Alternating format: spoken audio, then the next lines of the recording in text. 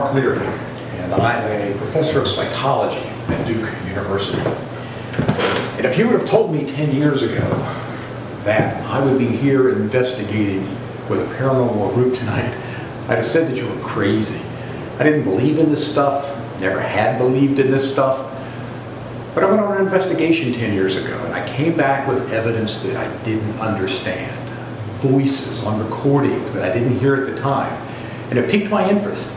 So I've spent a good deal of time over the last 10 years going out with various paranormal groups to understand how they do their investigations, to look at it as a scientist would look at it, to try to keep them honest and say, are these people just making this stuff up? Or is there something here to be explained? And I think there's something here to be explained. I don't know what it is.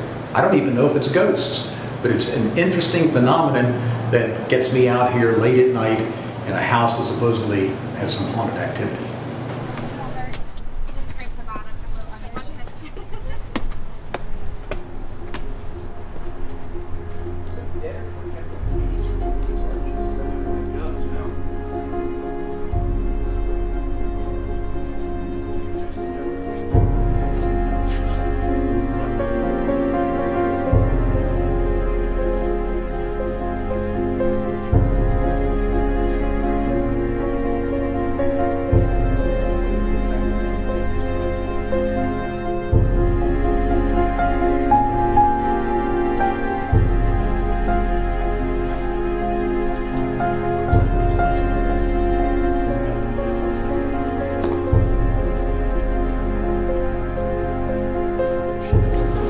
I'm here at the Burgwin Wright House in downtown Wilmington, North Carolina with Port City Paranormal. It's a little bit after midnight and we're halfway through an investigation of this historic location, trying to find evidence to support claims that the house is haunted. So come with us and look into this investigation.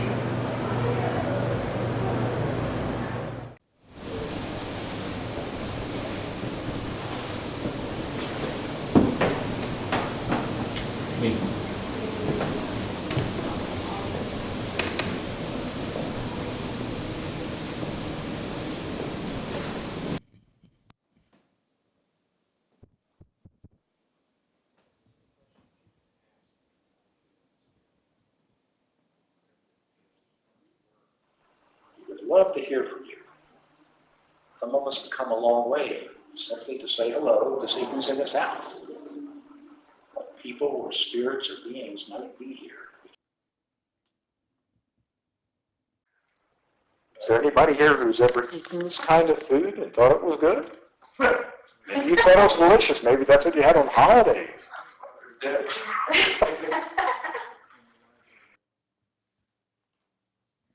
Maybe you thought it was delicious. Maybe that's what you had on holidays. Hello, my name is Caitlin Butler. I'm a museum interpreter here at the Burgwin Wright House. I've been in this house for about 3 years now, learning all the little secrets that I can and all the different little places within the house. Now, the house was built by John Burgwin in 1770. And one of the interesting features about our house is that it was really used as a townhouse at this point in history. Now this is one of the rooms where we do tend to have the most activity as far as spirits go. Now directly below us is originally built as Wilmington's first city jail. But today that's actually where we have some of our modern day offices and our visitor center. So directly below us is actually where I have my everyday desk. So a lot of times during the day, I hear footsteps walking right through this room, crossing into the room right next to us. And it's almost as if they're contemplating all of those philosophical ideas of the day, looking right out the window onto that really busy street outside. In this room that you recognize that were part of your home?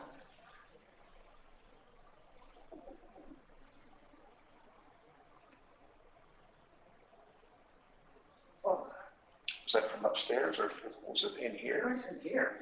Over here? The rattle? Yeah, I heard it. Up there for. Yeah.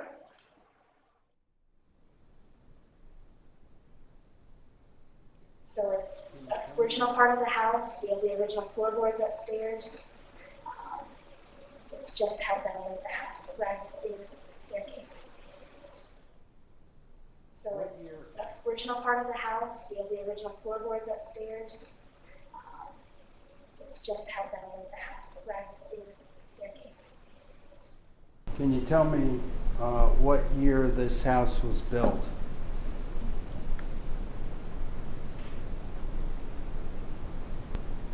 Mr. Bergman, are you here? It must have been a disappointment to have built this beautiful house, and then your wife died, I believe, before you even had a chance to move into it. Is that correct?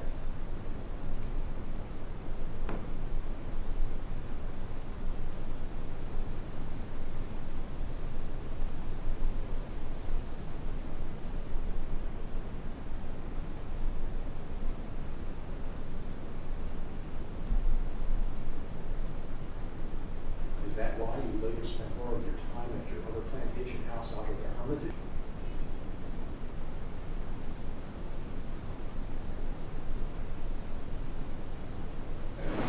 My name is Jeff Miller. I am a mental health counselor. I work with the Marines at Camp Lejeune, and I became interested in investigating the paranormal because of an experience I had with my deceased grandmother when I was a teenager. I was about 15 years old, I think, and my grandmother had passed away. I was pretty close with her, and it was several weeks after she had died. I was at home in bed, and I woke up. I didn't hear anything or see anything, but she had a particular kind of scent about her, and I woke up, and I recognized that scent. I didn't talk to her or anything like that, and I didn't feel frightened or anything. It felt like my grandmother was standing there. So that's pretty much the experience I had. It didn't last very long, maybe 10 seconds or something like that. When I moved here to North Carolina from Montana, where I was for a year, I had actually gone there from Florida, where I was on a team in Florida for a number of years. And then when I got here, I was looking for another paranormal team to join. And I saw the Port City Paranormal's website, and I called, and Jane talked to me a little bit, and then I met her and Doug at the coffee shop, and went from there. So how long have you been working here? So I've been here at the house for actually 3 years this past February, so just over 3 years actually at this point. So in that length of time, what kind of things have you seen? Yeah, so it took a long time actually for me to have my first real experience here in the house. I always heard stories of footsteps, especially right over here in our study and in the office, really kind of pacing back and forth.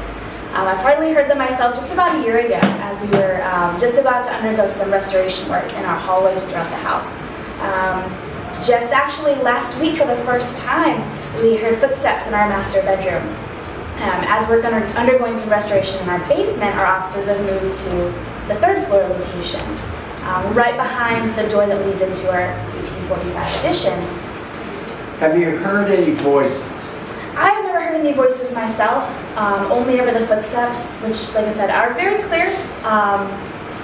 Never voices, and nobody I've ever worked with has actually heard voices before. Now, we are owned by a ladies' organization, a nonprofit. A couple of them have reported seeing full-body apparitions, as well as our museum director and our executive director as well, too. What kind of full-body apparitions? So typically what we see is a colonial gentleman. So he's wearing not a tricorn hat, he's actually hatless, if you will, but he's wearing knee stockings, he's wearing the knee-length breeches, he's wearing a shirt with a vest on it. And typically where we see him is actually walking right over really the threshold of the back door. So we have a little set of stairs that lead down into that basement that we're doing the restoration work on. People have looked up the stairs and seen him walk across the door frame, really. Very, very quickly, but both instances, the exact same spot. Well, we better get back to work. Yeah, let's go do this investigation, finish it up. All righty, let's go.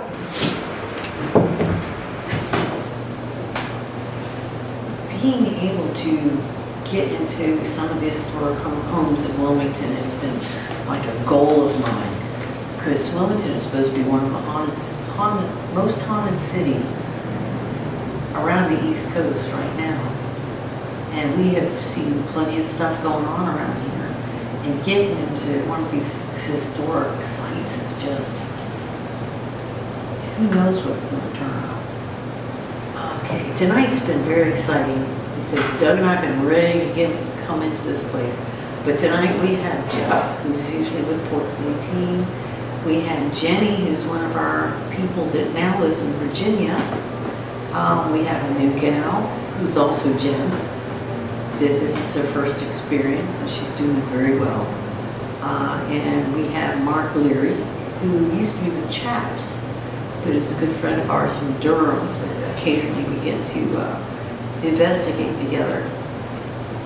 You know, we want to see, this house has so much history. I mean, from the 1700s, there's the slave quarters, there's like where the kitchen was, there was areas in the gardens where it used to be the other slave quarters. We're just hoping we can find out some names and dates to see if there is anything wrong with this house, who could it possibly be. When we're doing an investigation, we want to see a full body apparition. And occasionally we have at some sites, but basically we really go for the EVP. That's electronic voice phenomena that seems to be picked up. You know, it feels very quiet here tonight. Sometimes we can feel the spirits, but you don't know till you get home and start listening to the recorder to see if you picked up something. We don't hear, basically we rarely hear anything through our ears. It's the voice recorders that catch it. We have, 7 cameras with all voice recorders on those, and all our team members are wearing voice recorders tonight. So if there's something, I hope we picked it up.